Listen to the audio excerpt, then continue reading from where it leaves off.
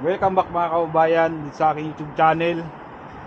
Ngayon ay papunta ako ng grocery at may bibili lang ako mga ilang personal na gamit. At ipapakita ko sa inyo yung binigay ng amo ko. Kasi ang amo ko tuwing December ay nagbibigay siya sa aming dalawang Pinoy ng yung tinatawag na Yoncha Sudang.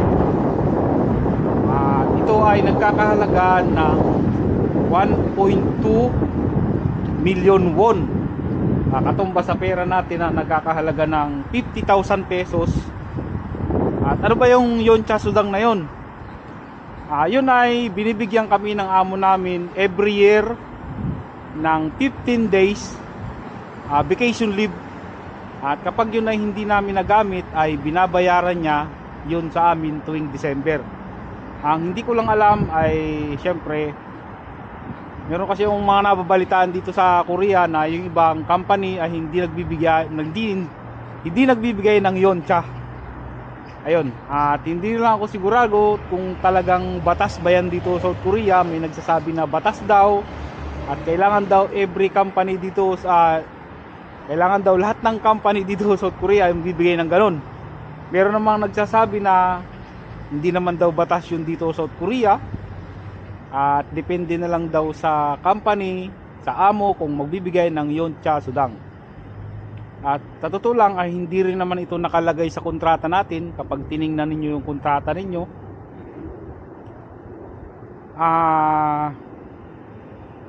kaya kami nakakatanggap ng ganong Yoncha Sudang ay dahil nga pinagbabakasyon kami ng amo namin tuwing holiday lang. Kaya hindi namin nagagamit yung vacation leave namin na 15 days every year.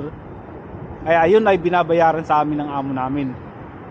15 days ang isang araw ng isang EPS factory worker dito sa South Korea ay 80,000 won ngayong 2025.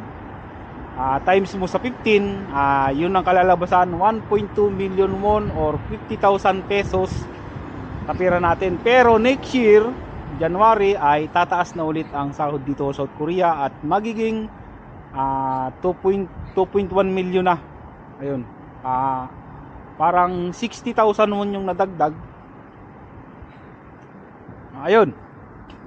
At hindi talaga yung iba kasing company dito mga kabayan, kaya wala silang binabayaran sa mga empleyado nila na Yoncha kasi nga pinapagamit yung vacation leave.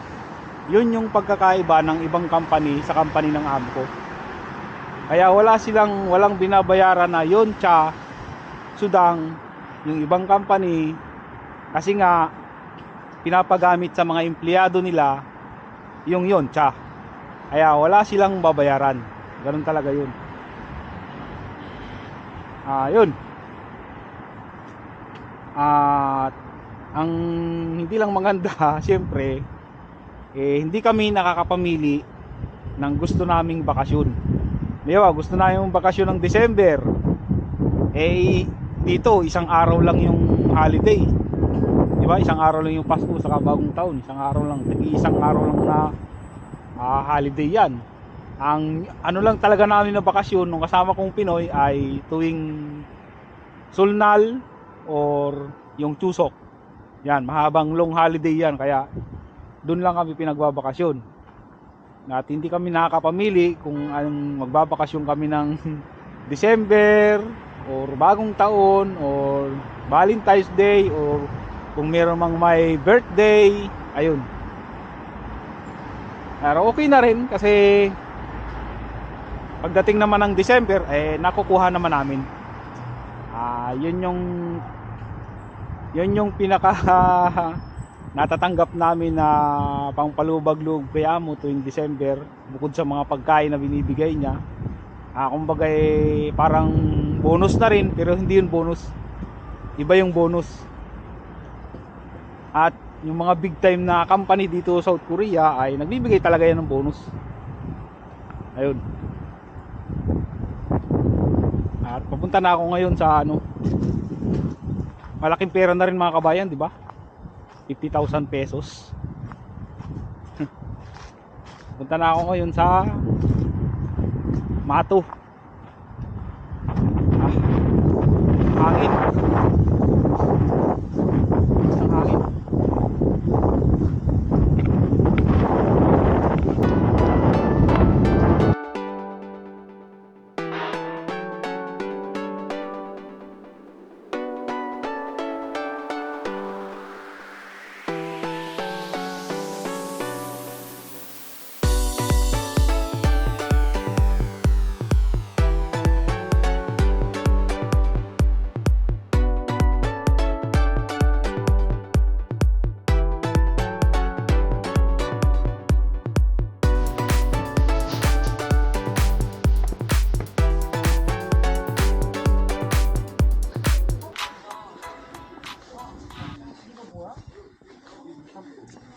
Bilhin ko ngayon ay sabon.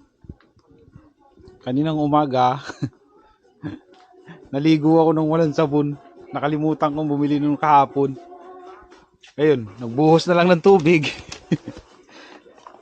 Ito yung sabon na binibili kong pampaligo. 7,981. Apat na piraso nito mga kabayan. Saka yung pangkuskus ng plato.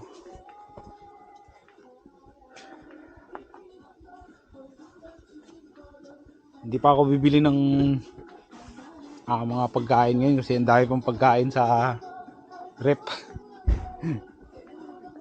Sa Sabado na lang ako bibili. Ito yung pangkuskus ng plato. Alin ba bibilhin ko? Ito na lang yung bibilhin ko.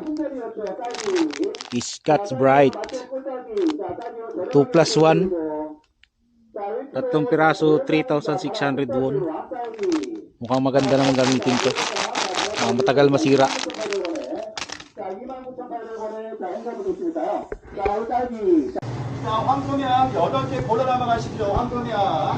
At bibili rin ako mga kabayan ng itong repolyo kasi bala kong maggisa kasi may sardinas pa akong natitira doon nung nagbakasyon ako sa Pilipinas.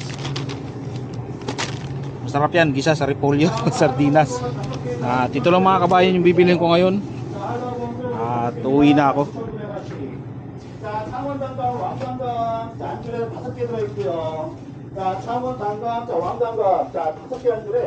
자, 오늘 5,980원씩 자, 일단 드리고 있으니까요. 자, 부담비 씨가 많은 단감, 자, 창원 단감, 자, 왕단감. 자, 단감만두, 자, 5,980원, 자, 여러분 드리고. 자, 무료단가, 자, 여러분 단가.